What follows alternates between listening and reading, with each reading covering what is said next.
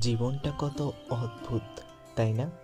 আমরা যা চাই তা কখনোই পাই না, আর যা পাই সেটা কিন্তু আমাদের না হলেও চলতো, কিন্তু তারপরও সেটা নিয়েই আমাদের সন্তুষ্ট থাকতে হয়। আমাদের এই ছোট্ট জীবনে কত কিছুই না চাওয়ার থাকে, কত না অভিমান, কত না অভিযোগ, কিন্তু দিন শেষে আমরা সবাই বড্ড একা, কেউ কারো জন্য নয়। তাই যখনই ফাঁকা সময় পাবেন তখনই বের হয়ে যাবেন নিজেকে একটু সময় দেওয়ার জন্য।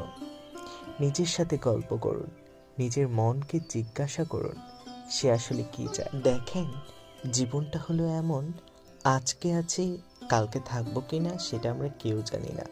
তাই যতটুকু সময় হাতে আছে সেটাকে সুন্দর করে বাঁচুন। কে জানে কালকে থাকবো কি থাকবো না। তাই মনের যত অভিমান, মনের যত দুঃখ